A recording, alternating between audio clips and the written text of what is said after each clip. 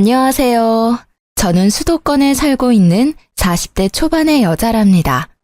저는 현재 다시 싱글 라이프를 즐기며 인생을 활기차게 살려고 노력하고 있어요. 예전엔 하지 않았던 운동도 시작했는데 익숙하지 않아서인지 너무 하기 싫은 날이 참 많았는데요. 우연히 이곳을 알게 되어 매일 운동하면서 사연 하나씩 들으니까 딱인 거 있죠? 요즘은 제 하루 중에서 운동하는 게 가장 좋아하는 시간이 될 정도랍니다. 저도 만만치 않은 기막힌 사연을 갖고 있어서 고민 끝에 여러분께 들려드리고 싶어 보내보게 되었어요. 그럼 제 이야기를 한번 해볼게요. 재밌게 들어주세요. 저는 30대 후반에 늦은 결혼을 했거든요. 30대 초반까지도 아무 생각 없다가 35살이 되니까 마음이 조급해지기 시작하더라고요. 같이 놀던 친구들도 하나둘씩 다 남자를 만나기 시작하고 말이죠. 그래서 열심히 소개팅을 나가기 시작했어요. 나이가 들수록 소개팅 횟수도 점점 줄어서 나중엔 어디서 남자를 만나야 할지 고민할 정도였답니다. 그냥 혼자 살아야겠다는 생각을 하던 차에 별로 친하지도 않았던 친구가 갑자기 소개팅을 해보라고 해서 아무 기대 없이 나가게 되었는데요. 그동안 만났던 남자들과는 다르게 외모도 멀끔하고 성격도 괜찮더라고요.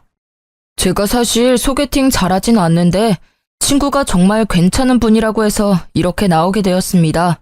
근데 정말 나오길 잘한 것 같네요. 근데 공무원이시면 인기 많으실 것 같은데 왜 아직까지 혼자세요? 외모도 40살이라고는 안 믿겨요. 엄청 동안이시네요. 제가 좀 동안이란 소린 듣습니다. 글쎄요. 전 이해심 많은 여자가 이상형인데 아직 그런 여자를 못 만나서 아직 싱글입니다. 근데 민영 씨는 처음 뵈었는데도 참 편한 느낌이 드네요. 이해심 많은 여자라 그때 눈치를 챘어야 하는데 저도 바보 같았던 게 남편이 참 마음에 들어서 잘 보이려고 애를 썼다는 거죠. 솔직히 그때는 제가 만날 수 있는 남자 중에서도 제일 괜찮다고 생각이 들었어요. 어떻게든 놓치고 싶지 않아서 착한 척도 많이 하고 이해심 많은 척도 했죠. 전 한 직장을 오래 다녀서 벌써 팀장 직급이었고 연봉도 남편보다 훨씬 많았어요. 아무래도 공무원이다 보니 월급이 많지는 않았지만 노후가 안정적이니까 지금은 더 버는 내가 더 쓰자는 생각을 했었답니다. 그렇게 6개월이란 짧은 기간을 연애를 하고 바로 결혼으로 진행이 되었으면 하는 생각이 들더라고요. 그러던 차에 남편도 저에게 은근슬쩍 결혼 얘기를 꺼냈죠. 아무래도 우리 나이가 있으니까 결혼에 대한 얘기를 좀 해야 되지 않을까? 자기는 나랑 왜 결혼하고 싶어? 내가 나이가 좀 있는데 자기 부모님 마음에 들까 걱정이네. 난 너무 어린 여자는 싫어. 서로 비슷한 나이여야 이해도 잘해주고 어떤 상황이든 같이 헤쳐나갈 수 있어야지. 우리 부모님은 내가 좋다고 하면 무조건 허락하실 거야. 걱정하지 마. 그렇게 처음으로 시부모를 만나게 되었는데요. 회사 중역들 사이에서 프레젠테이션 할 때도 떨지 않는 제가 너무나 긴장이 되더라고요. 하지만 걱정과는 다르게 참 점잖고 좋으신 분들이라는 생각이 들었어요. 우리 아들이 40이 돼서도 장가갈 생각을 안 하길래 내심 걱정을 했는데 이렇게 참한 아가씨를 데려오려고 그랬나 보네. 민영이가 은근히 걱정을 많이 하더라고. 봤지? 우리 부모님 다 좋아하실 거라고 했잖아. 아유, 당연하지. 난 시집살이며 그런 거 할 생각도 없으니까 너희 둘만 잘 살면 된다. 집에 자주 찾아오지도 말고. 우리 아들이 공무원 시험 본다고 준비를 오래 했고 취직하고 나서는 우리 생활비도 주느라 돈을 많이는 못 모았다. 우리도 결혼 자금을 넉넉하게 대줄 형편은 못 된다. 너희 둘이 지혜롭게 생각해서 준비했으면 한다. 아, 네. 그 부분이라면 걱정 마세요. 제가 직장 생활을 오래 해서 모아둔 돈도 좀 있고요. 결혼식도 소박하게 하려고 해요.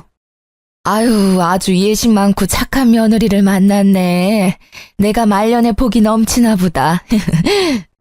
순조롭게 상견례까지 마치고 결혼 준비도 제가 거의 주도해서 진행했어요. 아무래도 남편이 공무원 준비하고 그러느라 세상 일 돌아가는 거나 물건을 잘 구매하는 방법 같은 것도 모르더라고요. 전 워낙 그런 거에 빠삭하고 회사 지원받아 가전도 할인받아 살 수 있어서 제가 거의 다 혼수를 준비했죠. 번갯불에 콩 구워 먹듯이 치르고 신혼집까지 서로 직장이 가까운 곳으로 운 좋게 빨리 구할 수 있었답니다. 결혼 못할 것 같았던 딸이 공무원 사위를 데려오니 친정 부모님도 아주 양팔 벌려 환영하시는 분위기였고요.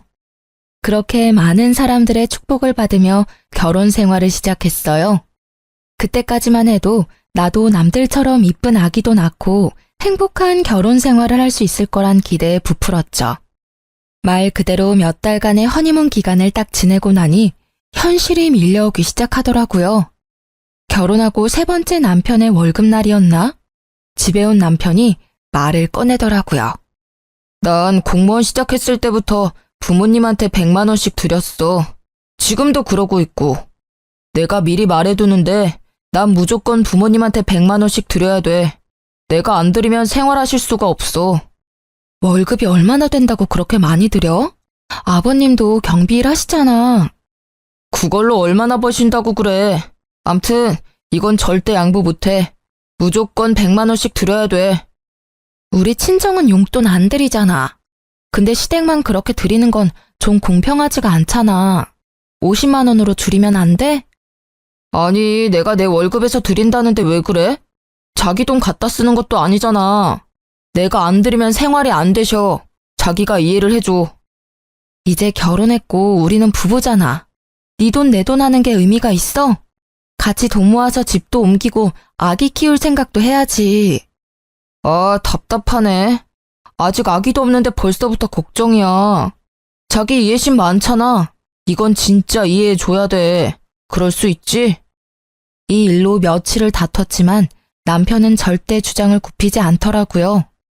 평소엔 웬만하면 져주는 사람인데 지네 부모님 용돈 문제에 있어서는 아주 무서울 정도로 고집을 부렸죠. 저는 너무 속상해서 친정 엄마에게 털어놓고 말았습니다. 너무 나쁘게만 생각하지 말고 그렇게 하도록 해. 2명이서 사니까 바깥 사돈 월급만으로 부족할 수 있지. 우리야 용돈 필요 없으니까 우리 줄 용돈까지 시댁에 드린다고 좋게 생각하고 남편이랑 화해하고, 응? 엄마가 그렇게까지 말해주니 마음이 좀 풀리기도 하고 친정 부모님께 죄송스럽기도 하고 여러 가지 감정이 들었죠. 결혼한 지 얼마 되지도 않았고 결국 남편을 이해해주기로 했답니다. 근데 남편 월급에서 100만 원 빼고 보험료 빼고 뭐 빼고 하면 남는 돈이 별로 없는 것 같더라고요. 처음엔 생활비라고 돈을 주더니 액수가 점점 줄더라고요. 제가 군말 안 하고 그냥 받으니까 괜찮다고 여겼는지 어느 달은 기막히게도 20만 원을 주는 거 있죠? 금액을 보고 순간 열이 확 뻗쳐서 남편에게 쏘아붙였답니다. 해도 너무하는 거 아니야? 시댁엔 매달 100만 원씩 주면서 지금 생활비라고 달랑 20만 원 준 거야? 이번 달에 자동차 보험료 내고 쓸 데가 좀 있었어. 당신이 나보다 더 훨씬 많이 벌잖아. 더 버는 사람이 생활비 좀 더 내면 어때서 그래? 너무 야박하게 그러지 말자. 내가 그동안 말을 안 해서 그렇지 지금까지도 내가 생활비 거의 다 부담하고 있었거든? 자기가 시켜먹는 배달비가 한 달에 얼만지 알아? 20만 원으론 배달비도 안 나와. 여자는 결혼하면 다 이렇게 무섭게 변하는 거야? 자기 참 착하고 이해심 많은 여잔 줄 알았는데 이렇게 싸붙이니까 너무 무섭다. 나 공무원이잖아. 노후에 연금 나오면 다 자기 줄게. 지금은 더 버는 자기가 좀 더 내. 노후는 내가 책임지면 되잖아.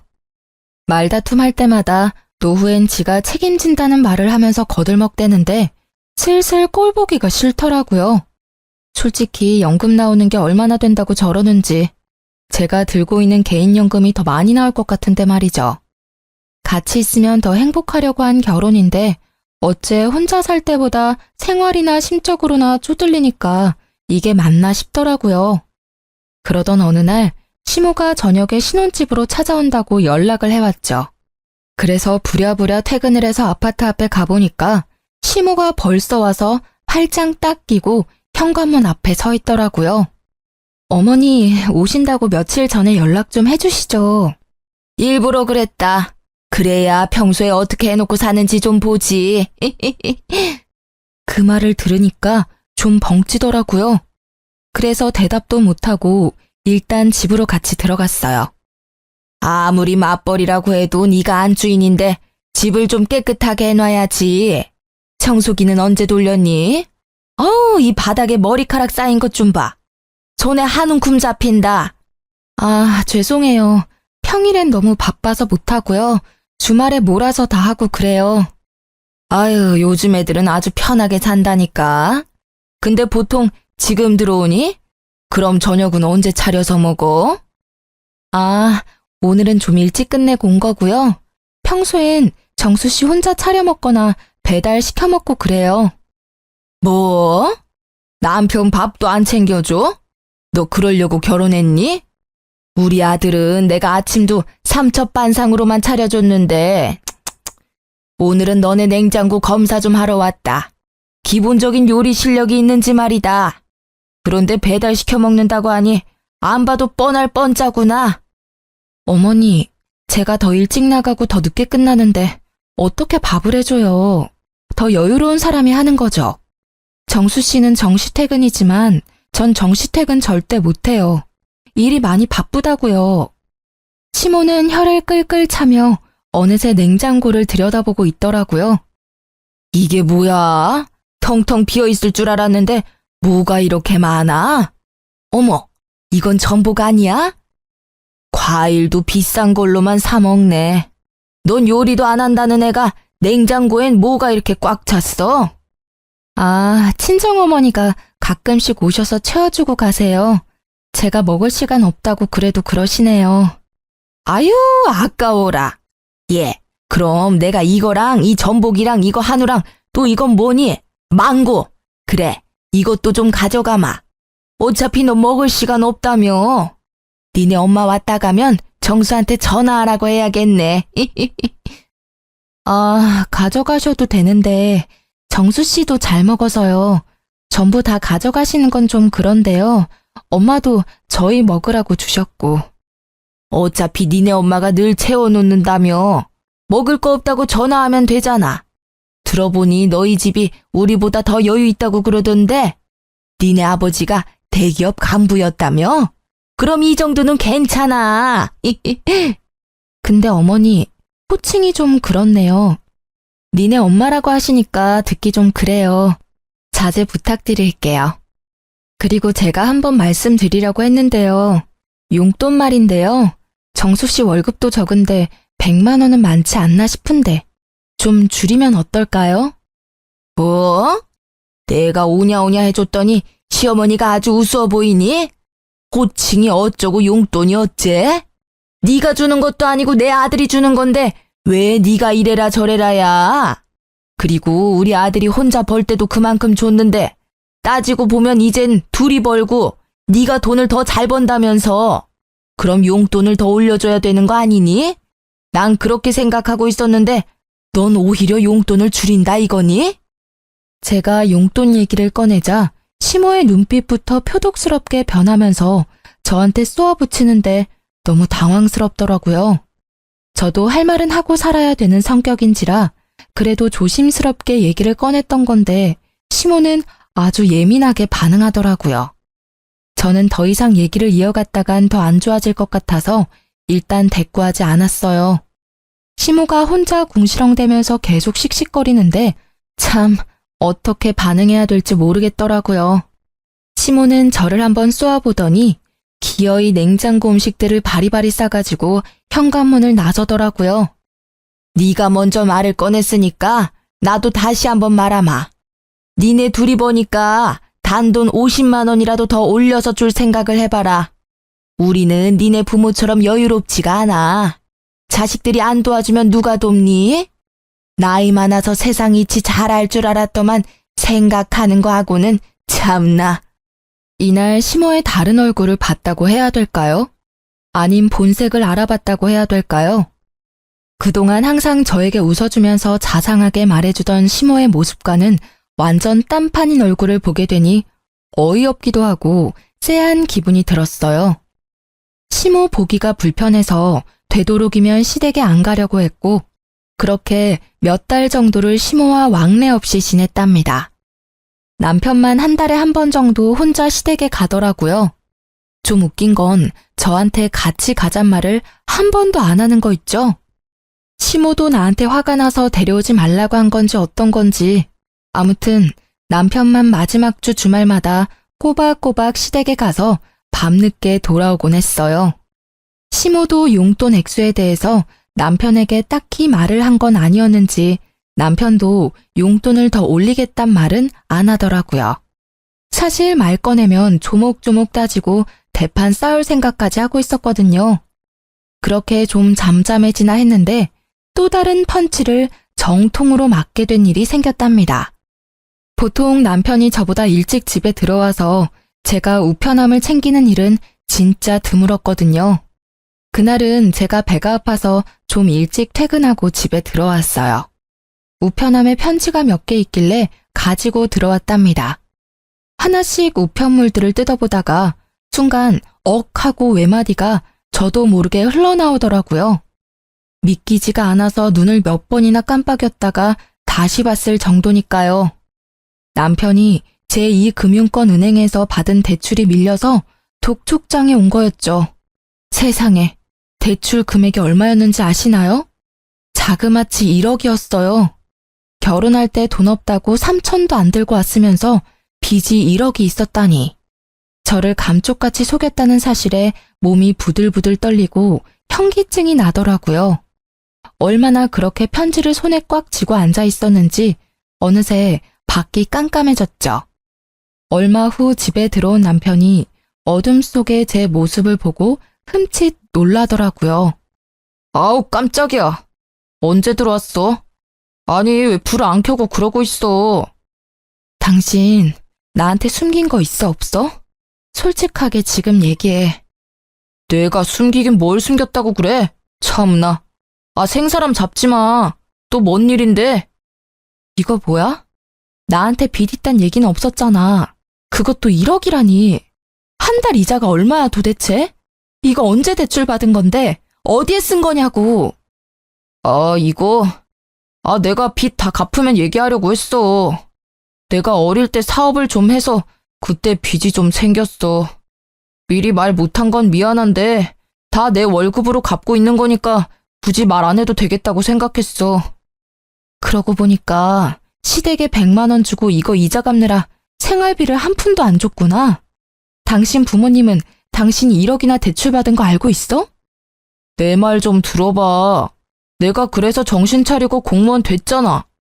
당신이 이제 알게 돼서 말인데 이왕 이렇게 된 거 당신이 이자 좀 내주면 안 될까?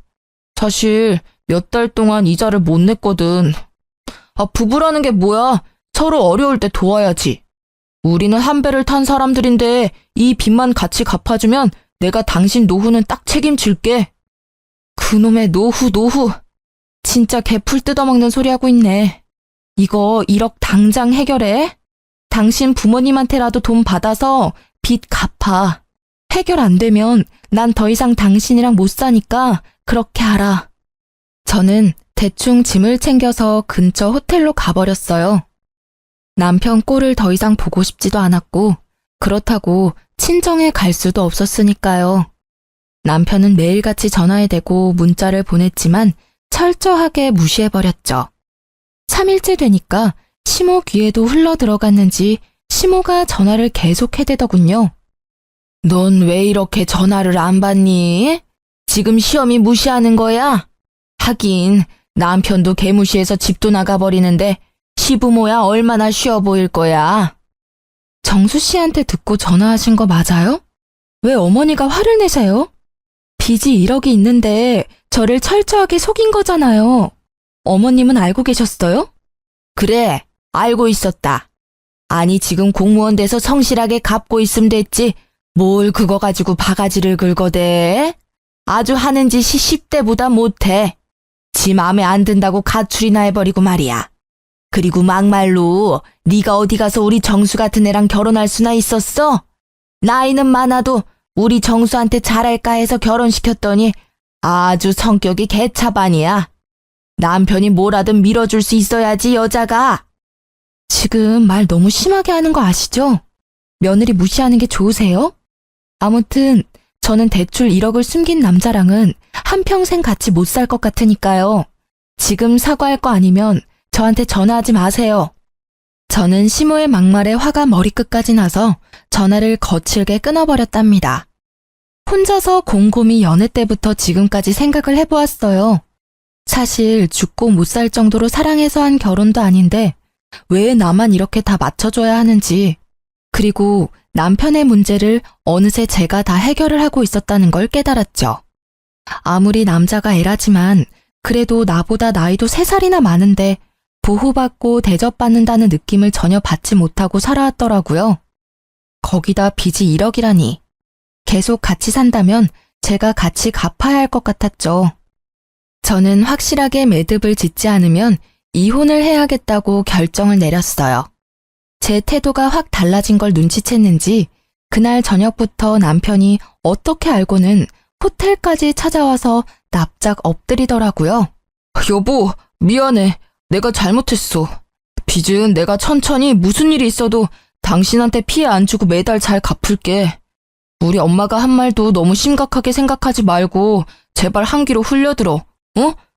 여보, 제발 집에 좀 가자. 화 좀 풀고, 어? 월급 받으면 용돈이다 뭐다 해서 남는 돈도 없으면서 무슨 수로 1억을 갚아. 당장 생활비 100만 원도 못 주면서. 결혼하기 전이나 지금이나 버는 돈은 똑같은데 왜 이렇게 매달 쪼들려서 살아야 되는지 이해가 안 돼. 난 이렇게 경제적으로 힘들게 살고 싶지 않아. 이럴 거면 지금 헤어지는 게 좋을 것 같아. 여보, 난 당신 사랑해. 당신 없으면 난 죽어.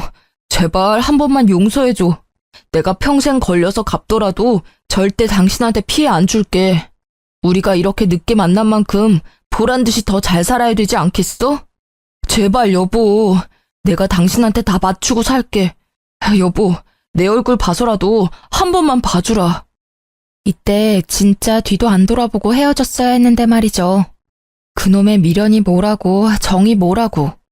제 손을 잡으며 눈물을 글썽이는 남편을 보니 마음이 약해지더라고요. 저는 몇 날 며칠을 고민하다가 남편을 한 번 더 믿어보기로 했답니다. 남편이 시댁에도 입단속을 시켰는지 시모 전화도 오지 않고 조용하더라고요.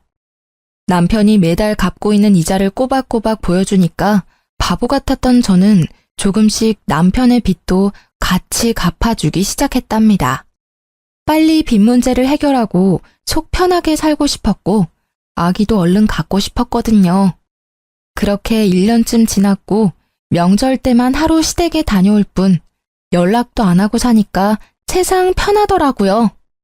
남편 혼자 매달 마지막 주말에 시댁에 갔다가 오는 건 여전했죠. 그래도 단 한 번도 같이 가자는 말을 안 하고 슬쩍 혼자 다녀오니까 서운하긴 하더라고요. 근데 당신은 마지막 주에 시댁에 가면서 왜 나한테 같이 가자는 말은 한 번도 안 해? 당신 우리 집 가는 거 별로 안 좋아하는 거 아니었어? 그래서 그냥 나 혼자 빨리 갔다 오는 거지. 해야 될 일도 있고. 무슨 일을 하는데? 어머님하고도 이제 좀 풀어야지. 계속 이렇게 지내는 건 나도 불편하고. 이번 달엔 나도 같이 갈까? 아니, 그럴 필요 없어. 우리 엄마는 벌써 다 잊어버리셨어. 걱정하지 마. 다음에 구정 때나 같이 가면 되지. 사실 집에 갔다가 동네 친구도 좀 만나고 오는 건데 그 정도는 괜찮지? 남편이 사람 좋은 웃음을 지으면서 얘기하는데 영 느낌이 안 좋더라고요. 뭔가 숨기는 것처럼 쎄하다고 할까요? 빚 문제로 이미 남편에 대한 믿음을 잃어버린 저는 뭔가 이상한 낌새를 받았죠. 동네 친구를 만난다니 바람이 난 것 같기도 하고 또 무슨 일을 벌이는 건 아닐지 의심이 되더라고요. 그래서 마지막 주말에 남편이 시댁에 갈 때 몰래 따라가 보기로 마음을 먹었답니다. 드디어 기다리던 날이 다가왔어요. 이른 아침에 남편이 어김없이 시댁에 간다며 나가더라고요. 저는 마트에 장 보러 간다고 남편과 같이 주차장까지 나가서 남편을 배웅하고 곧바로 제 차를 끌고 남편 뒤를 쫓아갔답니다. 30분쯤 달려서 시댁 앞에 서더라고요. 남편이 집으로 들어갔는데 5분도 안 돼서 시부모와 남편이 같이 나오는 게 아니겠어요? 셋이서 남편 차를 타고 어디론가 가더라고요. 저도 간격을 두고 부지런히 남편 차를 쫓아갔는데 무려 2시간쯤 걸려 도착한 곳은 강원도의 어느 인적 드문 산기슭 동네였어요. 지금도 무슨 동네인지는 전혀 모르겠어요. 남편의 차가 적색 벽돌로 지어진 요양병원 앞에 서더라고요. 저는 남편이 주차하고 세 사람이 병원 안으로 들어가고 나서야 멀찍이 주차하고 병원으로 따라 들어갔답니다. 안으로 들어가니 이미 세 사람은 사라진 후였고 어디로 가야 할지 전혀 감을 못 잡겠더라고요. 저는 조심스럽게 접수처로 가서 남편 이름을 넌지시 말해봤어요. 아, 결혼하셨다더니 오늘은 같이 오신 거예요?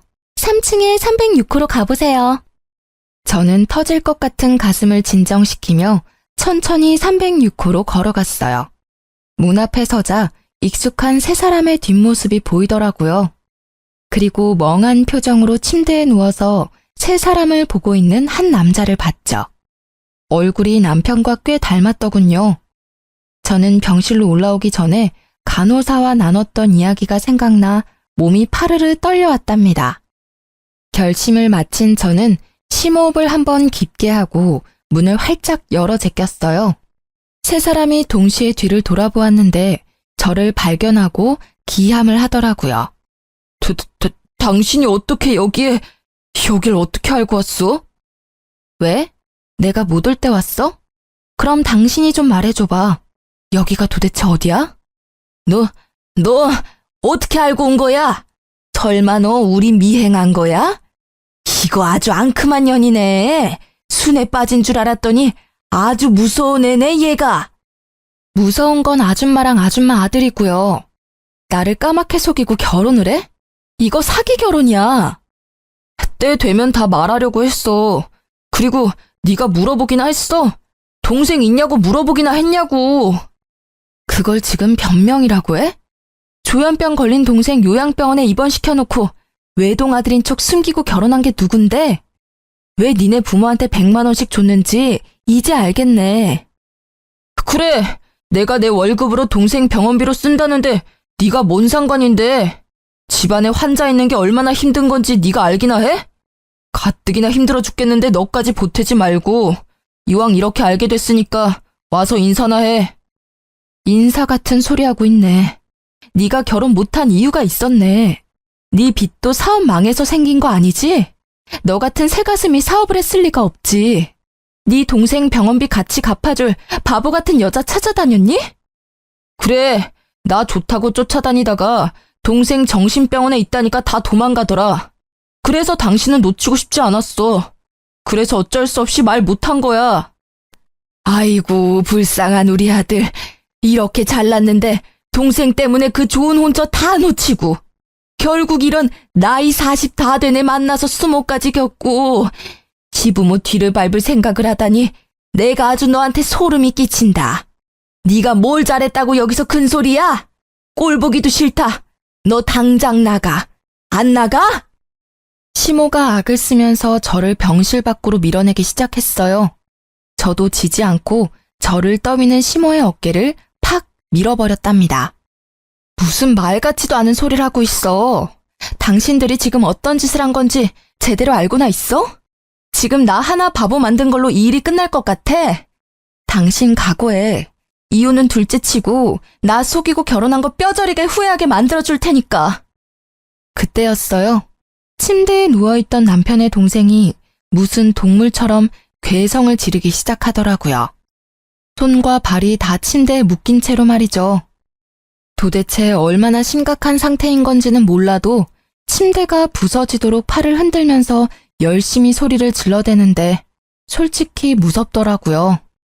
시부가 의사를 부르러 나가고 시모도 지 아들이 무서운 건지 멀찍이 침대에서 떨어져 멍하니 바라만 보고 있고 남편은 씩씩대며 저를 노려보고 있는 거 있죠. 남편이 저에게 성큼성큼 다가왔어요. 네가 시끄럽게 구니까 저 새끼가 흥분해서 또 발악을 하잖아. 아, 지겨워 진짜. 이 짓을 언제까지 해야 돼? 좀만 더 있으면 내가 다 말하려고 했는데 넌 왜 여기까지 쫓아와서 이 사달을 만들고 난리야? 적반하장으로 나오는 남편의 태도를 보니 진짜 사람 같지도 않더라고요. 저는 아주 세게 남편의 뺨을 갈겨버렸습니다. 너같이 이기적이고 사이코패스 같은 놈한테 속아서 결혼한 내가 한심하다. 법원에서 보자. 제 손목을 잡으려는 남편의 팔을 세게 쳐버리고 병실을 나왔어요. 울지 않으려고 입술을 세게 깨물었지만 차로 가는 사이 벌써 눈물이 줄줄 흘러내리더라고요. 간신히 마음을 추스리고 집으로 돌아오는데 제가 당한 이 기막힌 현실이 믿어지지가 않았죠. 저도 이렇게 힘든데 도대체 이 일을 어떻게 친정 부모님한테 말을 해야 할지 정말 미치겠더라고요. 도무지 현실 같지가 않고 차라리 깨고 말 악몽이었으면 하고 바랬을 정도였어요.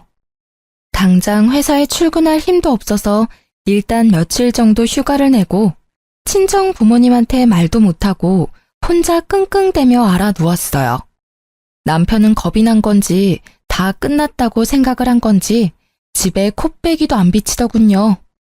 그렇게 며칠이 지나고 저는 마음을 추스리고 친정으로 갔답니다.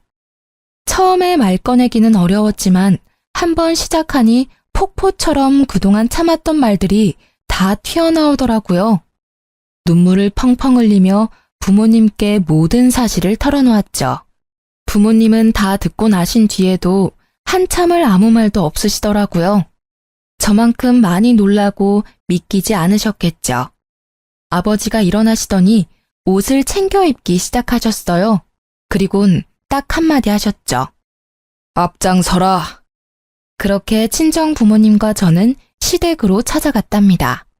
친정아버지는 시부모가 문을 열어주자마자 거침없이 들어가서는 그 집안에 있는 물건들을 닥치는 대로 던지기 시작했어요.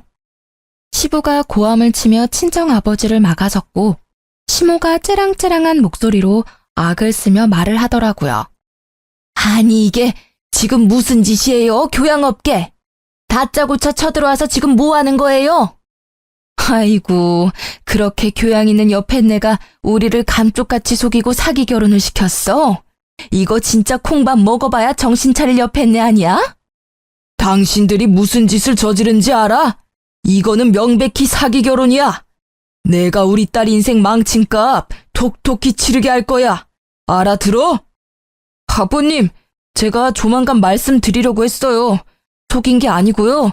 말하는 시기를 좀 늦춘 거죠. 그리고 아버님이 정신적으로 아픈 가족 돌보는 게 얼마나 힘든 건지 아십니까? 예? 그것도 이해 못 해줍니까?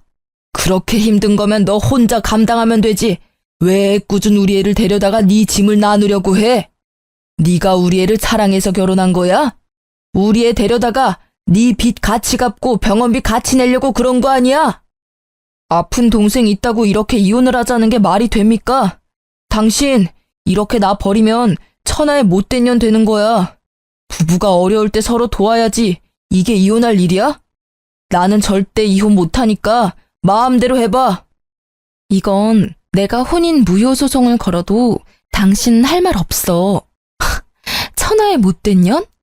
진짜 당신의 그 어거지에 기가 막힌다.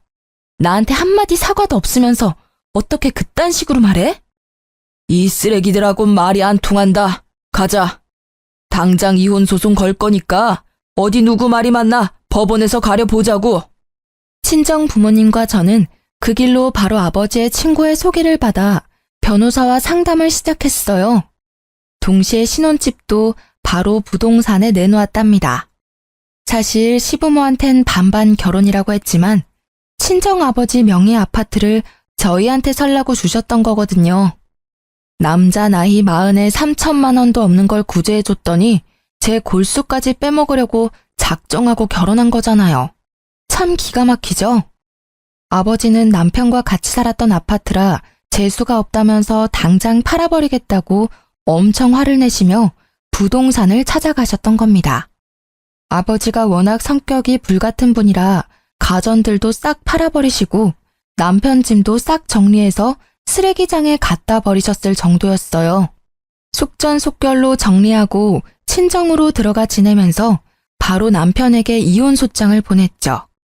역시나 바로 전화가 오더라고요. 너 집 비밀번호 바꿨어? 출근해야 되는데 입을 옷이 없어서 왔더니만 비밀번호 당장 말해. 들어가도 소용없어. 집 팔려고 내놨으니까. 당신 짐도 싹 갖다 버렸으니까 옷 없으면 새로 사 입던지. 어차피 좋은 옷들도 아닌데. 너 진짜 미친 거 아니야? 왜 내 허락도 없이 내 짐을 갖다 버려? 너 안 그래도 소장 보냈던데 우리 집 팔아버리고 내 짐 버린 것도 다 손해배상 물게 할 거야. 난 절대 이혼 안 해. 넌 내 옆에 붙어 살게 될 테니까 두고 보자. 손해배상?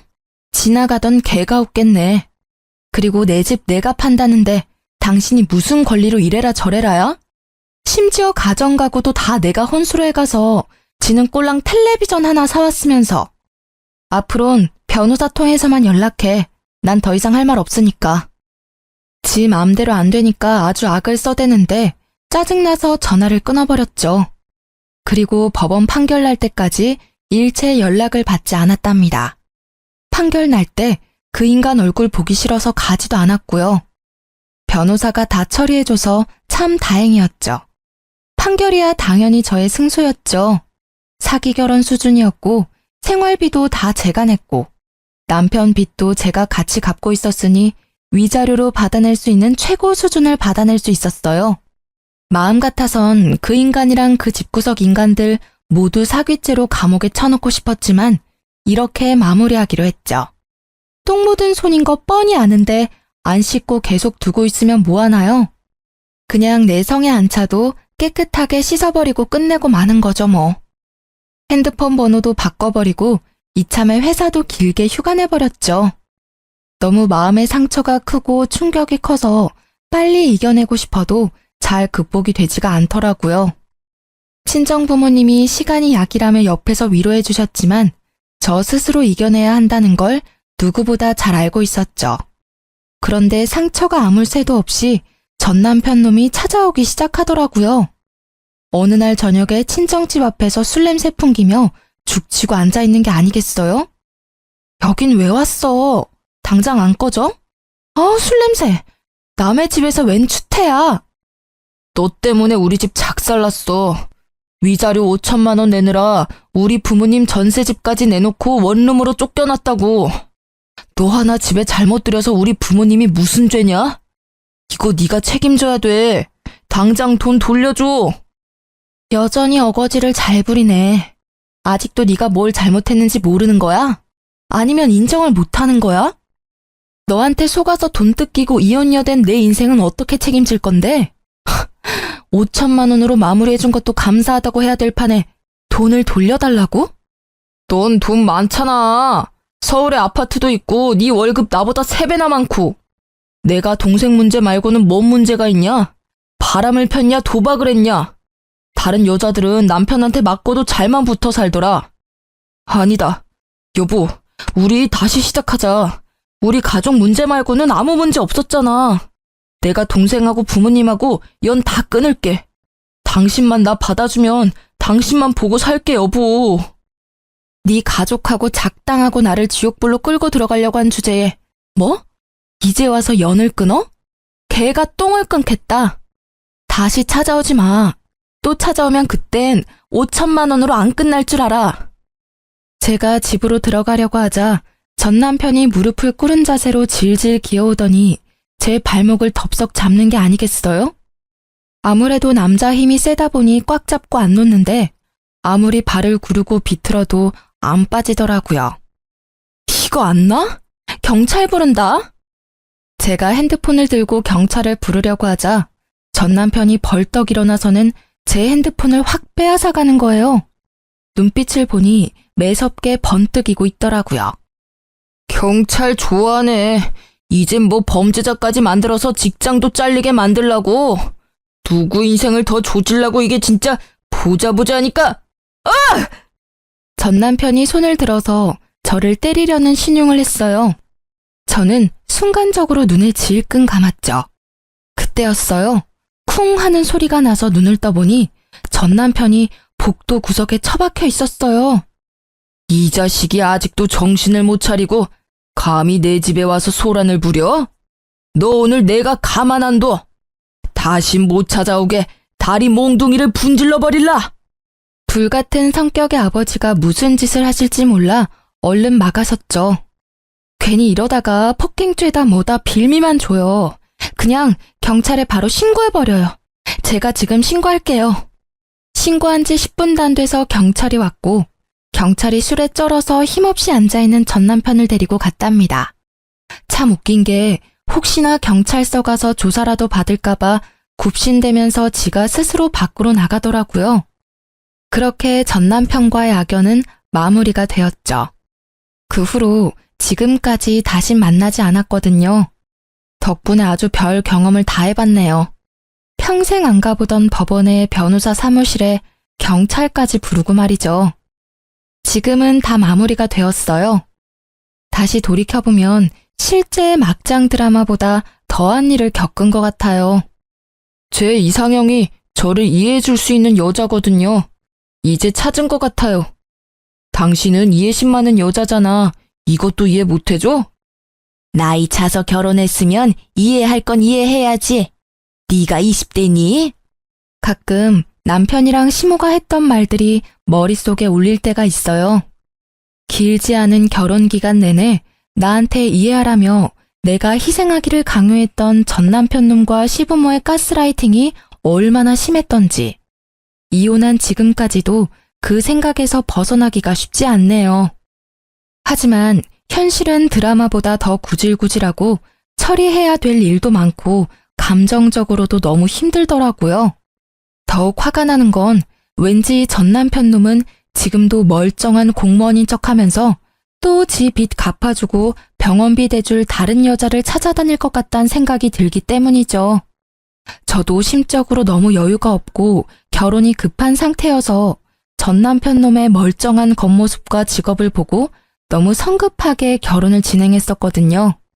그놈이 그 당시에 그런 제 모습을 보고 속으로 얼마나 바보 같다고 비웃었을지. 안녕하세요. 저는 서울에 사는 30대 초중반 여성입니다. 여러분 입맛 없는 여름, 식사는 잘 챙겨 드시고 계신가요? 밥 먹기 싫은 날 샌드위치처럼 간단한 음식들 많이 드시더라고요. 저는 더운 날 매출이 가장 잘 나오는 샌드위치 전문점을 운영하고 있습니다. 여러 가지 사업을 하다가 샌드위치 가게로 비로소 정착했어요. 프랜차이즈가 아니라서 저희 동네에서만 제 샌드위치를 맛보실 수 있는데요. 다행히 제가 개발한 시그니처 샌드위치가 오픈 후 맛있다고 입소문나면서 단골들이 꽤나 많이 생겼습니다. 샌드위치는 크게 어려울 거 없지만 꾸준한 노력이 필요했어요. 매일 신선한 재료를 공수하기, 다수의 입맛을 사로잡을 소스 배합과 재료의 조화로움 같은 기본이 제일 중요했습니다. 그리고 마지막으로 식빵 맛이 너무나 중요해서 빵집을 엄청 찾아다녔어요. 식빵 납품처도 한 곳으로 정착하자 제 노력을 알아준다는 듯 매출은 금방 안정적으로 고정됐습니다. 가게 근처에는 회사가 많아서 오전 회의나 단체 간식으로 주문이 많이 들어옵니다. 덕분에 회사 단체 주문을 통해 맛본 분들이 맛있다고 개인적으로 찾아오는 일이 늘어났죠. 그 손님들 중 한 명이 저희 시누이였습니다. 시누이는 이틀에 한 번꼴로 제 가게에 출석했어요. 커피보다 끊을 수 없는 게 이 집 샌드위치예요. 어쩜 이렇게 맛있게 만들어요? 다른 샌드위치 집도 많이 먹어봤는데 여기가 그냥 최고야. 우리 회사 식구들도 많이 오던데. 사장님 매출 어마어마하죠? 항상 맛있게 드셔주셔서 감사합니다. 오늘 커피는 서비스로 드릴게요. 이번 주만 4번 오셨잖아요. 어머, 저 몇 번 온지 다 기억해요? 그럼요. 저희 가게 단골이시잖아요. 가만 보면 사장님 참 말투도 우아하고 단아하시네요. 혹시 남자친구 있어요? 아, 그게 지금은 없어요.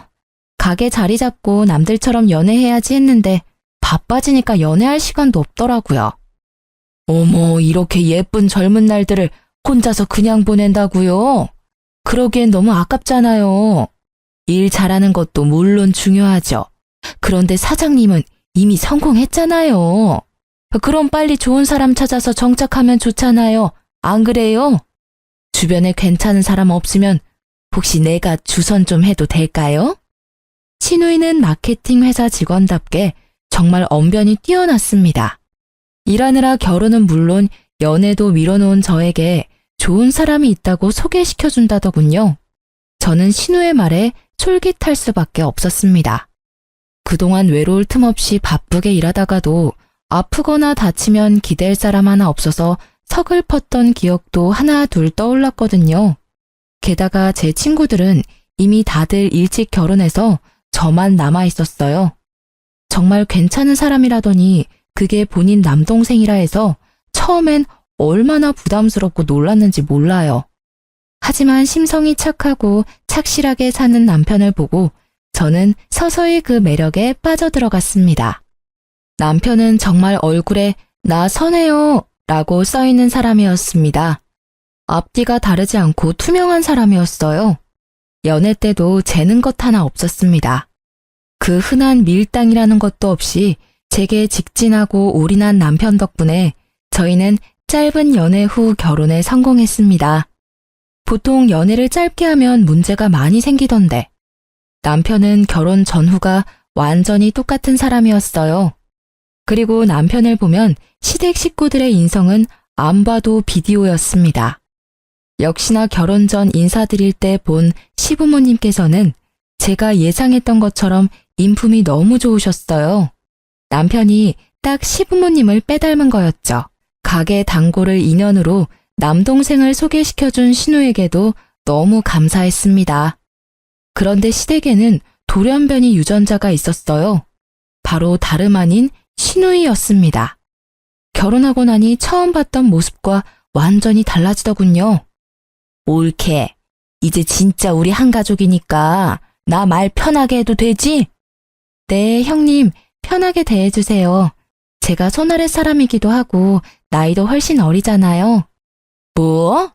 지금 나 늙었다고 은근히 돌려까는 거야? 네? 그럴 리가요. 형님, 저 돌려깐 거 아니에요. 그럼 대놓고 깐 건가? 옳게, 우리 부모님 그리고 남동생까지 다들 참 선하지? 우리 가족들 남들한테 싫은 소리 못하고 사는 사람들이야. 그만큼 답답할 정도로 착해. 옳게도 비슷한 결이라 내가 우리 집에 데려온 거고. 아, 네. 근데 보다시피 나는 우리 식구들이랑 많이 달라. 난 더 자유로운 영혼이랄까? 감정 표현도 직설적이고 듣기 싫은 말도 곧잘하거든. 그러니까 나한테 싫은 소리 안 들으려면 옳게 노력이 당연히 필요하겠지? 물론 나도 노력할 거지만 말이야. 제 샌드위치 가게 단골이었을 때 살가웠던 신우는 180도 다른 사람이 됐더라고요. 주변에서는 시댁도 남편도 너무 좋아 보인다고 시집 잘 갔다며 부러워하고 많이 축하해줬는데요. 남편과 저를 이어준 신우의 10월들을 경험하게 될 줄은 상상도 못했습니다. 신혼여행을 끝내고 돌아온 저는 여느 때와 같이 샌드위치를 만들고 있었습니다. 옳게, 나왔어. 네, 형님, 오셨어요? 어째 반갑지 않은 눈치다? 그럴 리가요. 죄송해요. 어젯밤에 갑자기 단체 주문이 들어와서 정신이 없어서요. 하긴, 우리 어제도 인사했는데 내가 너무 꼰대 같았지? 다들 안녕하세요. 네, 안녕하세요. 저 이제 사장님이랑 가족이에요. 그러니까 다들 제 얼굴 기억해 놓으세요. 신우는 저희 가게의 직원과 알바생과 통성명을 하면서 인사하더군요. 그 뒤로 신우는 하루도 빠지지 않고 저희 가게에 찾아왔습니다. 예전에도 물론 단골이긴 했지만 이상하게 결혼 후로 더 자주 오는 듯 싶었어요. 나왔어. 하루는 아주 잔뜩 뾰로통한 얼굴을 하고 오더라고요. 형님 오셨어요? 오늘 날씨 엄청 좋죠? 나 오늘은 참치 샌드위치 먹을래. 안녕하세요. 제가 결제 도와드릴게요. 참치 샌드위치 하나 맞으시죠? 단체 주문 때문에 제가 바쁘게 왔다 갔다 하고 있는데 벼랑간 신우가 소리를 꽥 질렀습니다. 저는 뭔 일이라도 생겼나 싶어 놀라서 주방에서 뛰어갔죠. 그랬더니 포스기를 두고 알바생과 신우가 서로 노려보고 있었어요. 형님, 무슨 일 있으세요? 올케, 진짜 내가 치사해서 말 안 하려고 했는데 언제까지 내가 올케 샌드위치 결제해서 먹어야 해? 네? 여기 새로 온 알바생이야? 저번에 나랑 인사 안 했던가? 나 사장 가족이야. 형님, 왜 그러세요? 도영아, 무슨 일이야? 신우는 단단히 화가 나서 소리치고 알바생은 얼굴이 벌개져서 신우를 노려보고 있었습니다. 아니, 올케 결혼한 지 얼마나 됐는데 나 언제까지 그냥 손님 취급할 거야? 내가 일반 손님이랑 다를 게 없다 이거야? 나 올케 가족이잖아. 가족한테 이렇게 장사질해도 되는 거니? 내가 언제까지 샌드위치 결제하게 하나 지켜봤어.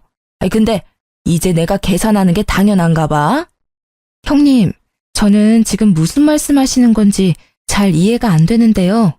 샌드위치 계산하기 싫다는 말씀이세요? 싫다는 게 아니라 대체 언제까지 가족한테 장사질 할 거냐 물어보는 거야. 알바생이나 직원이나 다 사장 닮아서 원.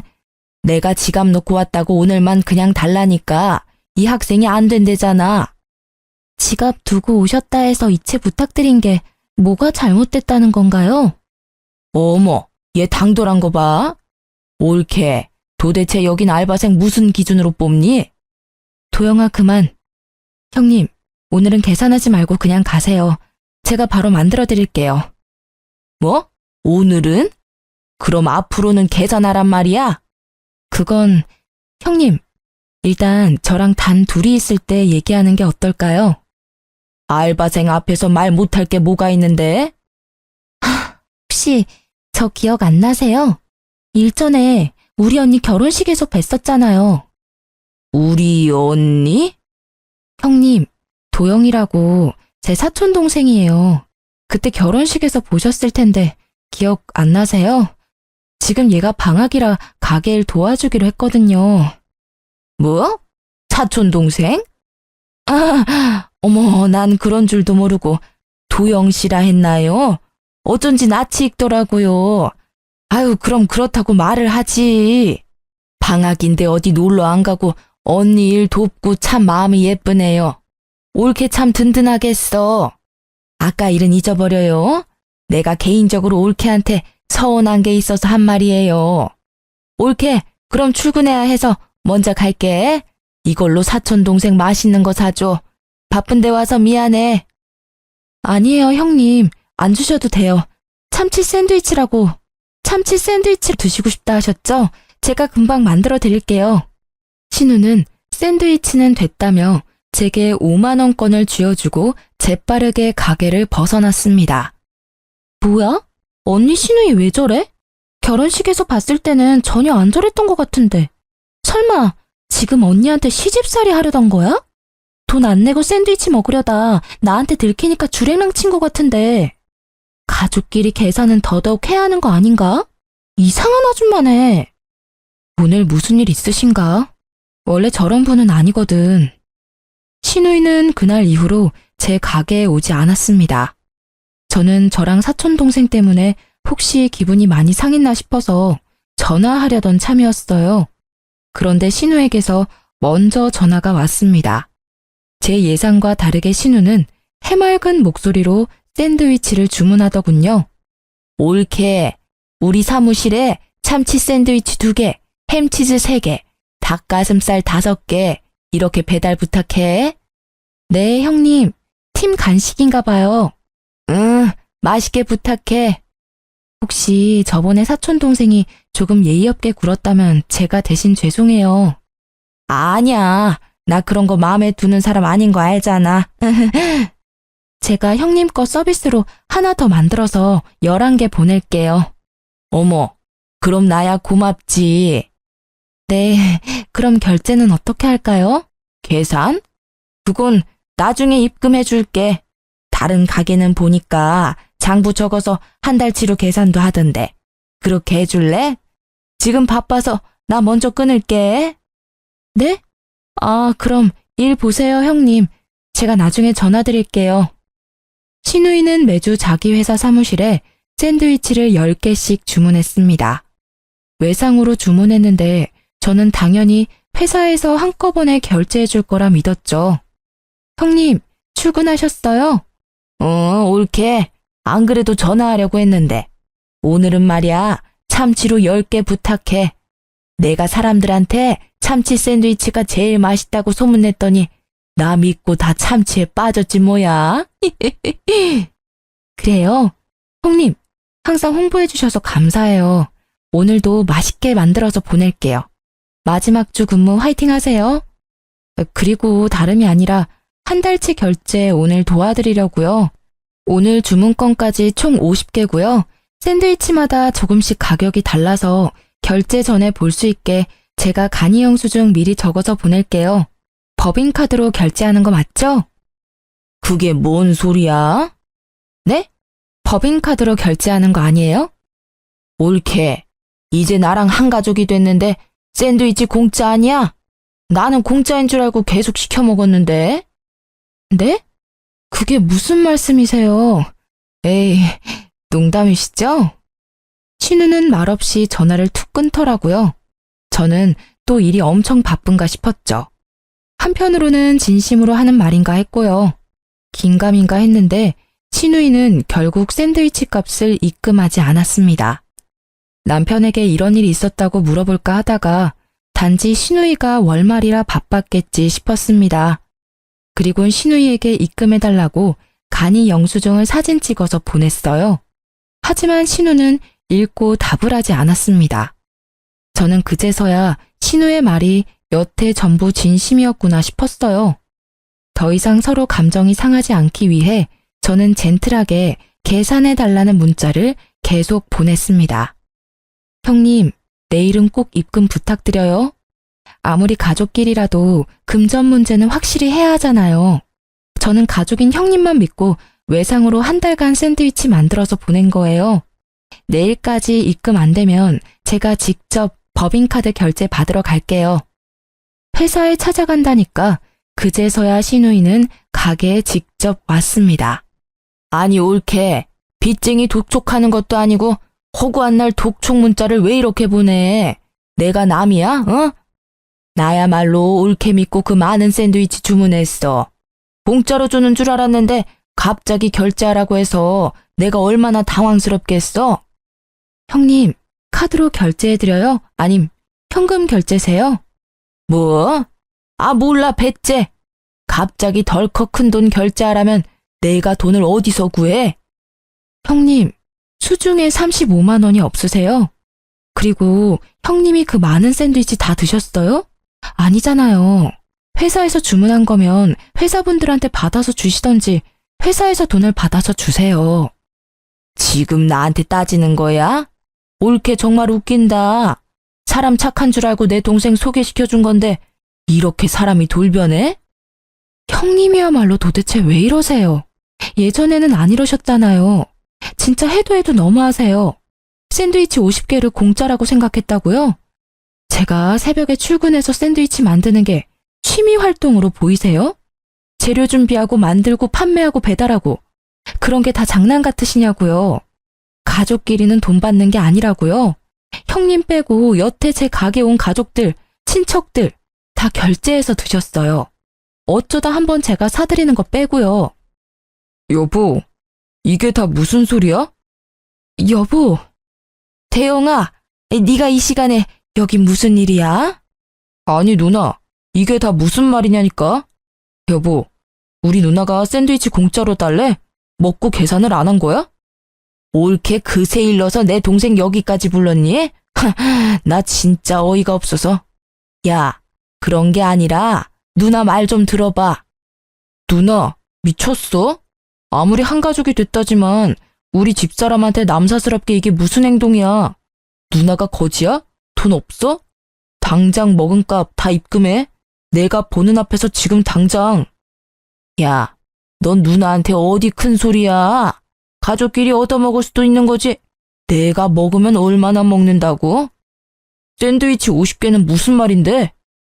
회사 사람들이랑 나눠 먹었다. 왜? 여기 이 사람 가게야. 이 사람이 만든 샌드위치 가지고 왜 누나가 회사 사람들한테 생색을 내? 미쳤어? 내 집사람이 누나 회사에 봉사하는 사람이야. 누나가 입금하기 싫으면 내가 엄마 아빠한테 다 얘기해서 누나가 먹은 샌드위치 값 입금해달라고 할게. 넌 여기서 엄마 아빠 얘기가 왜 나와?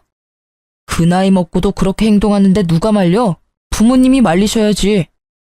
아, 입금할게. 한다고. 그만해. 야, 됐지? 입금했어. 옳게 확인해봐. 들어왔어요. 두 개 다야? 사과 안 해? 넌 누나한테 진짜 말버릇이 그게 뭐야?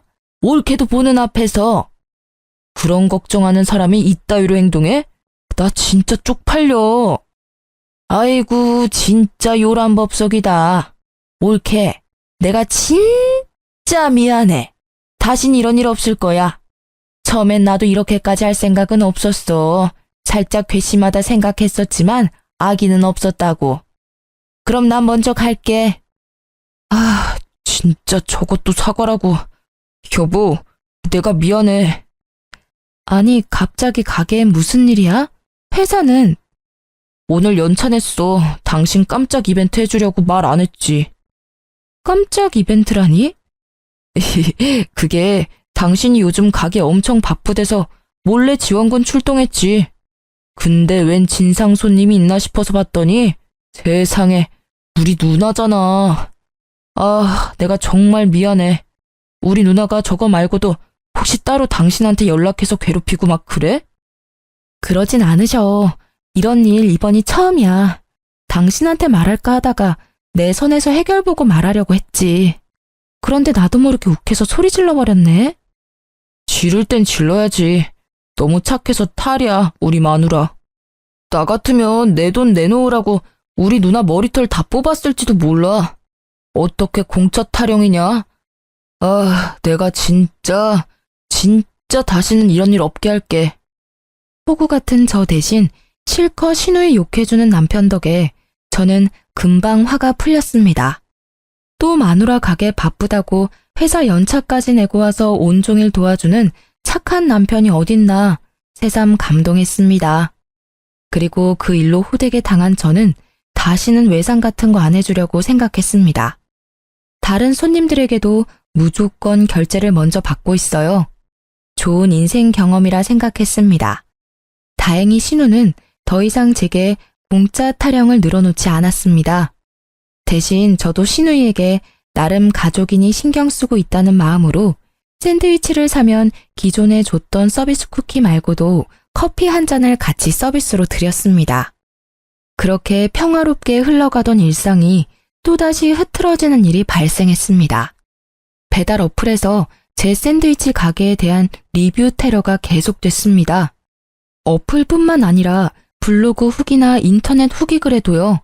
이물질이 나왔다는데 사진이 없는 게 다반사였고 더불어 맛없다는 후기가 점점 늘어났습니다.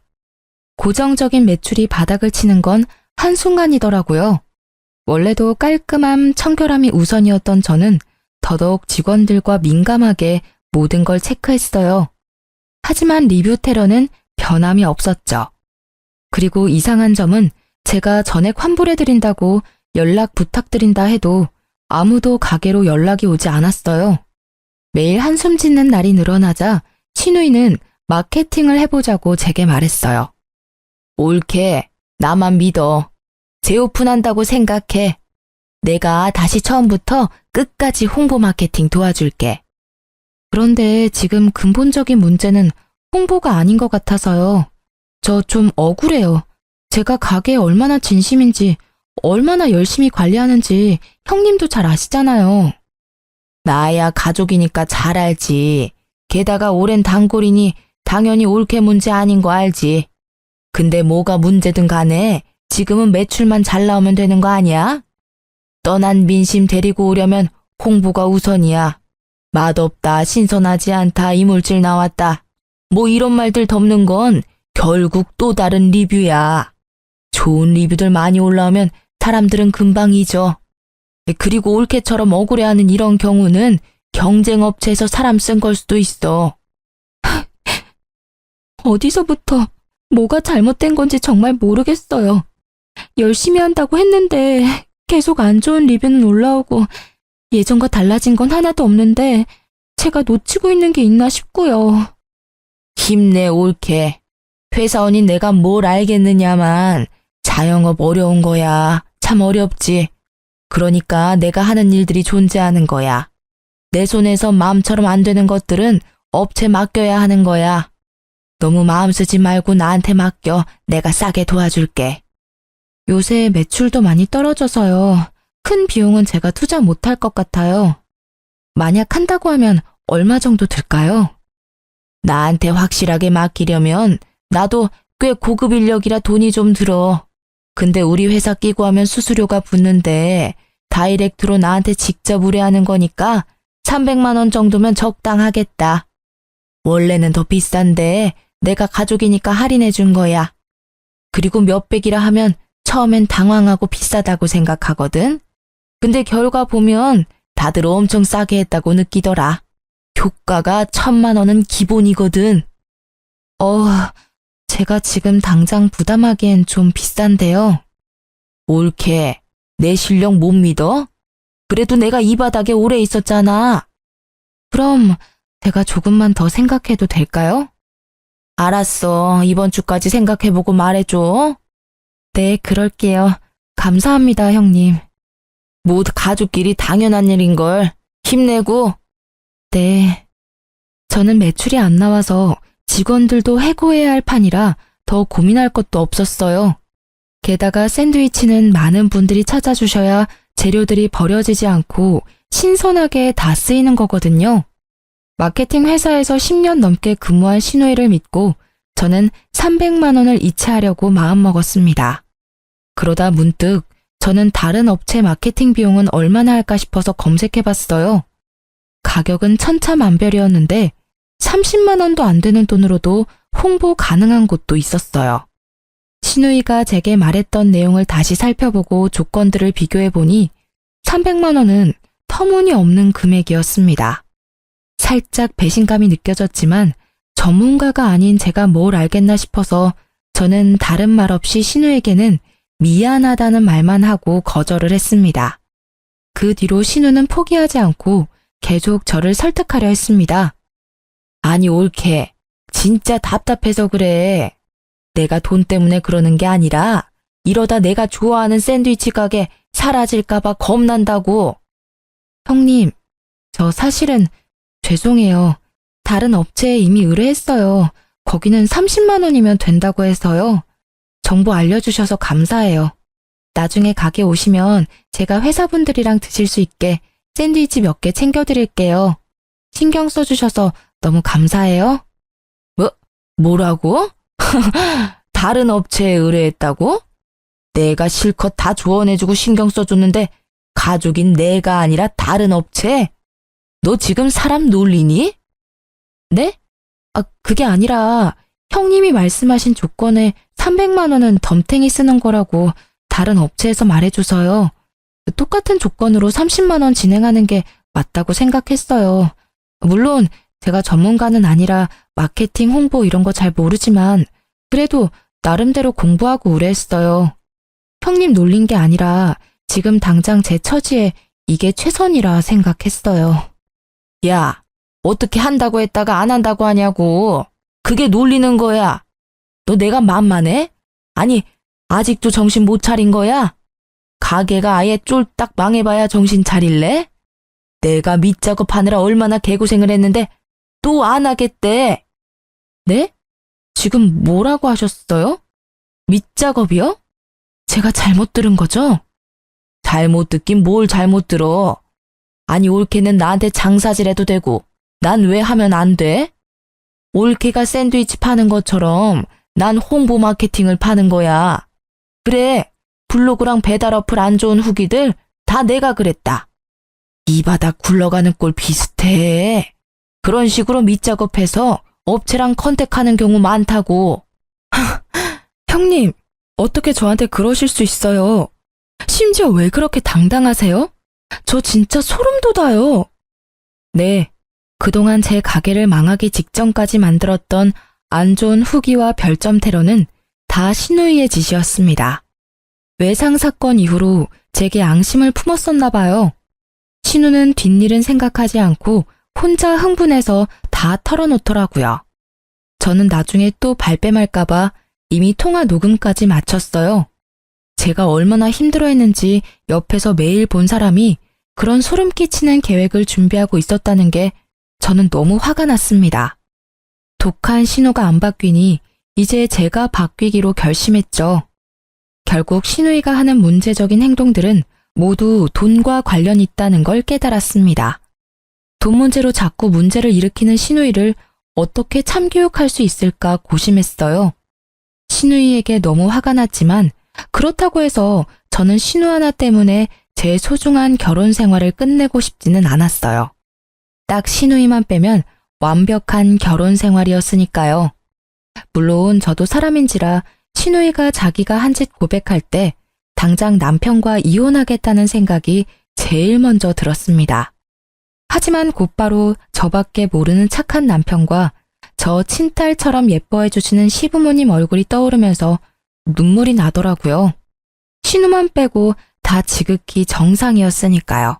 우선 저는 머릿속으로 그림을 그린 후 신우에게 마지막으로 기회를 줬습니다. 형님, 정말 저한테 사과 안 하실 거예요? 내가 사과 안 하면 어쩔 건데? 뭐 우리 엄마 아빠께 이르기라도 하게? 가족들이 과연 네 편 들까? 결혼한 지 고작 얼마나 됐다고 벌써부터 신우이랑 싸우는 며느리를 누가 좋아하겠어? 이렇게 시댁이랑 틀어지면 너 감당할 수 있겠니? 착한 내 남동생은 너랑 나 사이에서 엄청 괴로워하겠지. 그런 모습 보고 싶음 다 일러. 네, 형님 생각 잘 들었어요. 이만 끊겠습니다. 야, 이 건방진. 고작 전화 한 통에 건방지다고요? 아직 저 아무것도 안 했어요. 뭐? 뭘 하기라도 하겠다는 거야? 저는 더 이상 신우를 상대하기 싫어서 전화를 툭 끊어버렸습니다. 곧바로 신우이가 다니는 마케팅 회사에 전화로 문의했어요. 신우이 회사는 개인적으로 한 사람이랑 계약하는 게 아니라 팀별로 프로젝트를 준비해서 일하는 곳이었습니다. 그러니까 신우가 개인적인 업무를 할 수 없는 곳이었어요. 저는 당장 의뢰를 하고 싶다며 신우의 회사에 상담받으러 갔습니다. 제가 나타나자 신우는 엄청 당황하더라고요. 어떻게 여기를? 저는 신우를 본체 만체하며 신우보다 높은 사람과 상담을 하러 들어갔습니다. 밖에서 덜덜 떨고 있을 신우의 얼굴을 생각하니 기분이 엄청 상쾌했죠. 저는 직원에게 신우와의 사이를 밝히고 그동안 있었던 일 자초지종을 설명했습니다. 단도직입적으로 말씀드릴게요. 제가 당한 피해에 대해서 이 회사에서 보상해 주실 수 있나요? 여기 소속 마케터가 제 가게 별점 테러하고 가게 홍보비 부풀려서 결제하게끔 유도했어요. 경찰서에 가려다가 먼저 여기 들렀습니다. 네, 저는 경찰서 대신 신우의 회사에 고발하러 갔습니다. 신우의 회사에서는 신우의 단독 행동에 대해 전혀 몰랐다고 하더군요. 알 리가 당연히 없겠죠. 신우 회사 측에서는 당사의 직원 관리 실수니 그동안 손해본 것들에 대한 피해 보상 처리를 해준다고 하더군요. 그래도 오랫동안 함께한 마케터이다 보니 회사에서는 신우를 해고하기 싫어하는 눈치더군요. 저 또한 신우가 회사에서 잘리는 건 싫었어요. 딱 저를 괴롭게 한 벌만 딱 달게 받았음 했죠. 사라씨, 어떻게 가족끼리 이런 짓을 벌여? 이분께서 다른 사람들한테는 알리지 말라고 하셔서 내가 입은 다물겠다만 앞으로 지켜볼 거야. 다신 이런 일 없게 해. 사직서 대신 사유서 작성하고 징계는 피할 수 없어. 연봉 삭감은 물론. 부장님, 이 정도로 끝나는 걸 다행히 여겨. 그리고 가족 분이기는 하지만 제대로 사과는 받으셔야 하니까 이분께 사과드리세요. 지금은 가족이 아니라 한 고객님으로서 저희 회사에 방문하신 거니까요. 네? 하지만 한사라 사원, 회사 이미지 실추시키고 사과도 안 하겠다는 말인가요? 죄송합니다. 정말 죄송합니다. 지금 진심으로 사과하시는 거 맞으시죠? 네, 그럼요. 진심으로 죄송합니다. 신우이는 어금니를 꽉 깨물고 제게 사과하더군요. 그렇게라도 억지 사과받으니 마음은 홀가분하더군요. 금전적인 보상은 신우의 회사에서 해줬습니다. 기존의 가게 매출액대로 그동안 피해봤던 금액을 보상받았어요. 그리고 가게 홍보도 무료로 일정 부분 도맡아 해주시기로 조건을 받았습니다. 하지만 대단한 제 시누이는 여전히 정신을 못 차렸더라고요. 제가 남편과 시부모에게 알리지 않았으면 가만 있으면 될 걸 사서 일을 키우더라고요. 시댁 식구들 모인 자리에서 자기 분을 이기지 못하고 제 머리채를 잡고 뒤흔드는 바람에 한바탕 난리가 났었습니다. 머리채를 잡아도 제가 잡아야 할 일인데도요. 아니, 너 미쳤냐? 갑자기 새끼 머리채를 왜 잡아 흔들어? 누나, 정신 나갔어? 당장 안 와? 아빠, 누나 좀 말려봐. 얘가 내 인생 망쳤어. 다 망쳤다고. 어디서 내 가족들 앞에서 착한 척이야? 세상 순진한 척이야. 이 불려시 같은 게 내가 우리 집에 데리고 들어와 줬으면 고맙습니다, 감사합니다 하고 살아야지. 어디 내 머리끝까지 기어오르려고 해. 한살아, 너 그 손 안 놔? 며느라, 괜찮니? 아이고, 이게 무슨 일이야?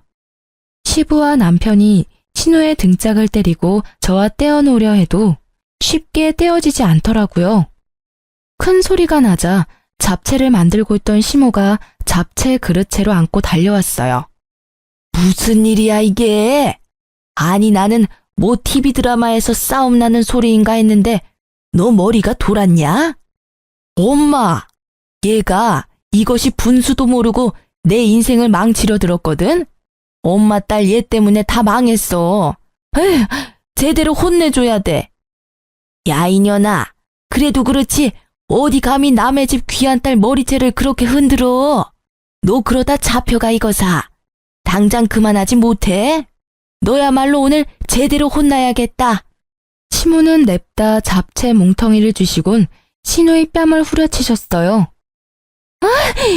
엄마, 이게 무슨 짓이야? 나 엄마 딸이야? 내가 엄마 딸이라고. 날 왜 때려? 잡채 아깝게. 너 어떻게 나도 며느리한테 함부로 안 대하는데 뭔 이유로 네가 이따위 시누이 짓을 하고 있어? 저는 너무 억울하고 황당해서 눈물만 흘렸어요. 시누이한테 욕을 바가지로 퍼붓고 싶고 저도 똑같이 시누이 머리채를 잡고 뒤흔들고 싶었죠. 하지만 다리 힘은 풀렸고 가슴 속 밑바닥에서부터 울컥 감정이 차오르는데 말도 안 나오더라고요. 시누이는 제가 훌쩍이는 모습 보고 질세라 나이답지 않게 바닥에서 엉엉 울며 난동을 피웠습니다. 남편이 그런 저를 다른 방으로 데리고 가 달래줘서 그제서야 다 털어놓았습니다. 이때까지 신우에게 당한 모든 일들을 말이죠. 그랬더니 남편은 신우를 죽일 듯이 노려보며 달려들더군요. 누나, 아니, 네가 누나야?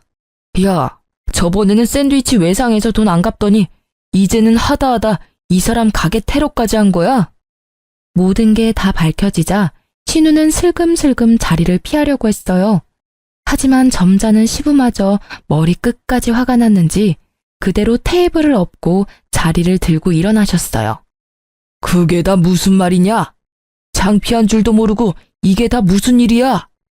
신우이는 시부께 얻어맞을까봐 갑자기 제 뒤에 숨는 게 아니겠습니까? 저는 무척 황당했어요. 시부, 시모, 남편 모두에게 얻어터질까봐 제 뒤에 숨은 거니까요. 옳게, 미안해, 응? 내가 다 잘못했어. 우리 아빠 한번 화나시면 진짜 무섭단 말이야. 아빠뿐만 아니야. 엄마도 얼마나 무서운데.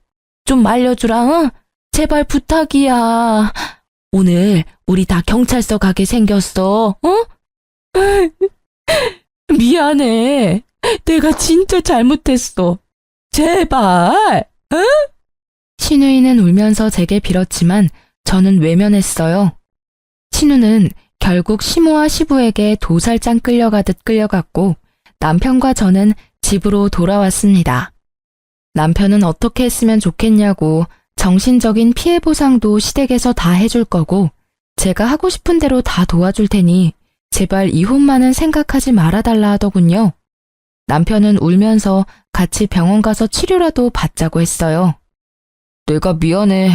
면목이 없다. 당신이 매일 얼마나 힘들게 일하는지 아는데 얼마나 깨끗하고 좋은 재료로 만드는 거 뻔히 아는데 고작 우리 누나 때문에 안 좋은 일 겪게 해서 정말 미안해. 본인 잘못도 아닌데 사과로도 모자라서 남편은 정신과 치료받고 진단서 떼서 신우이를 고소하자고 했어요. 시댁과 연 끊어야 한다면 끊겠다면서요. 그 일 이후로 남편과 시부모님께서는 적극적으로 저를 케어하려 노력했습니다. 특히 시부모님께서는 너무 미안했다고 신우보다 더 사과해 주셨어요. 제게 다시는 이런 일 일어나지 않게 하겠다며 남편과 이혼은 말아달라고 부탁하셨어요. 그리고 신우를 어떻게 하고 싶은지 말만 하라고 다 들어주신다 하셨죠. 어머님, 아버님, 저 남편이랑 절대 이혼은 안 할 거예요. 그래, 고맙다. 우리가 평생 갚으마. 이 은혜 아니지마. 우리 착한 며느리 지독한 시누이 때문에 그동안 얼마나 혼자 마음고생했니? 우리에게 진작 말하지 그랬니? 하지만 한편으론 말 안 한 네 마음도 다 알겠다. 너 혼자 참고 견뎌내보려 한 거겠지. 아이고, 속이 이렇게 깊어서야. 고생했다, 우리 아가. 어머님, 아버님, 저 안 착해요. 남편이랑 이혼 안 하는 대신 조건이 있어요. 말해라. 다 말해. 다 들어줄 테니. 형님이요. 매일 출근 전 새벽에 제 가게로 출근하게 해주세요. 제가 필요 없다고 할 때까지요. 정말 그거면 되는 거니? 그걸로 네 맘이 다 풀리겠어? 네. 형님 회사 쉬는 날에는 저랑 같이 풀로 근무했으면 해요. 그래, 아가 걱정 마라. 안 간다 하면 내가 직접 데려다 놓을 테니 아주 실컷 부려먹어. 그동안 당한 게 얼만데? 다음 날부터 신우는 멋씹은 얼굴로 제 가게에 출근했어요. 저는 그런 신우에게 인사도 없이 투명인간 취급하며 제 일을 했어요. 그러자 자연스럽게 다리를 꼬고 앉아서 저를 노려보더라고요. 인사도 안 하네 이제. 뭐 신우고 뭐고 없어? 아유 진짜 가지가지 한다. 무릎 꿇고 사과하고 연봉 삭감해. 내가 징계까지 받았는데 이 짓까지 해야 해? 불렀으면 말을 해봐 어디. 저는 그런 신우를 개무시하고 제가 평소에 하던 대로 일을 했습니다. 채소 배달 온 거 정리하고 씻고 다듬고 했죠. 원래는 직원들과 함께 하는데 그날은 저 혼자 다 했어요. 처음에 궁시렁거리던 신우는 잠자코 눈치껏 저를 지켜봤어요. 제가 하는 것들 다 보셨죠? 별거 없어요. 근데 제가 매일 꼭 해야 하는 일들이에요. 몰려오는 졸음 참고 매일 새벽같이 나와서 하는 일이죠. 내일부터는 형님한테 전부 시킬 거예요. 안 도와줄 거니까 모르겠으면 지금 말해요. 뭐? 그까짓 게 뭐 어렵다고? 그렇게 비웃던 신우이는 그 다음 날부터 제게 엄청 혼났어요. 양상추 찢어지지 않게 살살 해야죠. 이게 수압이 세서 그래. 야채가 힘이 없어서 죄다 흐물거리잖아. 배우실 거면 배우는 자세를 하세요. 소리 지르지 마시고요. 저는 엄한 호랑이 선생님처럼 신우이를 다그쳤습니다. 일주일 동안 신우이는 채소를 씻고 다듬는 것까지 혼자 다 했어요. 그렇게 일주일 혼자 고생하고 나니 신우이는 점점 얼굴과 표정과 자세가 달라지더군요. 혼자 다 하니 꽤 일이 많은 걸 알고 신우이는 놀란 듯 했습니다. 매일 이걸 어떻게 다 해? 옳게. 새삼 대단하다. 세상에 뭐 뚝딱하고 한 번에 만들어지는 게 있나요? 제 샌드위치 먹기에는 엄청 간편해도 준비하는 데에는 늘 이만큼 시간 걸려요. 그렇게 한 달을 저는 신우이를 열심히 부려먹었습니다. 그러자 놀라운 변화가 생겼죠. 미안해 옳게. 사 먹는 입장에서 볼 땐 옳게가 장사 편하게 한다 싶었거든. 근데 이렇게 직접 해보니까 이 정도로 힘든 일인 줄 이제 알았어. 채소 다듬고 나면 손은 꽝꽝 얼고 재료 썰고 나면 팔이 얼얼하고 샌드위치 주문권 다 만들고 나면 손가락 끝에 감각이 없어지더라. 많이 반성했어. 이렇게 매일 고생하며 지킨 가게를 내가 망치려 했다는 게 정말 미안해. 정말 놀랍지 않으신가요? 인간이 쉽게 바뀌지 않는다 했는데 그래도 저희 형님은 조금이나마 변하셨어요. 저는 마침내 신우에게 진심 어린 사과를 받았습니다. 나중에 혹시라도 형님이 또 언제 어떻게 돌변할지 모르지만 저는 든든한 남편과 시부모님이 계셔서 큰 걱정은 없어요. 또 이겨낼 수 있을 것 같아요. 하지만 웬만하면 트러블 없이 지금처럼 잘 지내기를 소망합니다. 아, 지금은 정말 자매처럼 잘 지내고 있습니다. 가족이니까 샌드위치 공짜로 달라던 철없는 신우는 이제 없어요. 대신 샌드위치가 먹고 싶다며 새벽 5시부터 자진 출근해서 회사 가기 전까지 저를 도와주는 형님은 있네요. 신우이는 시부모 집에서 그때를 계기로 독립했어요. 사실 그때 제게 한 짓이 다 들통나서 쫓겨난 거나 마찬가지지만요. 30대 중후반에 처음 독립해보는 신우이는 지금도 열심히 홀로 서기를 배우고 있습니다. 저희 시부모님께서는요, 지금은 제가 다 괜찮다고 지나가도 훗날 응어리가 올라오는 순간이나 시기가 온다고 말씀하셨어요. 나중에 과거 일이 떠올라 시댁과 남편이 미워 보일 수 있다면서 제게 심적인 보상과 금전적인 보상 다 해주고 싶으시다 하셨어요. 그래서 이번 휴가 때 남편과 가고 싶었던 해외로 여행을 보내주기로 하셨어요. 곧 떠나는데 정말 기대됩니다. 뿐만 아니라 제 샌드위치 가게에 투자하고 싶다고 하셔서요. 여러분, 저 2호점을 얼마 전에 오픈했어요. 같이 축하해 주실 거죠? 저 요새 2호점 내고 더 바빠졌지만 틈틈이 형님의 선자리를 알아보고 있습니다. 형님께서 좋은 사람 만나 앞으로 더 나은 사람이 되시기를 진심으로 바라고 있어요. 저도 형님 덕분에 좋은 남편 만났으니까요. 형님께도 좋은 짝 찾아드리고 싶네요. 제 사연에 이혼이나 자극적인 참교육은 없었지만 끝까지 들어주신 분들 너무 감사합니다. 친정엄마께는 저 등짝 여러 번 맞았어요. 너무 착해도 호구라며 답답하다고요. 제 행동에 대해서 여러분도 너무 답답해 하실까봐 걱정은 조금 됩니다. 하지만 저는 후회 없어요. 지금은 너무 행복하게 잘 지내고 있으니 많은 응원 부탁드려요. 감사합니다. 여러분도 늘 행복하세요.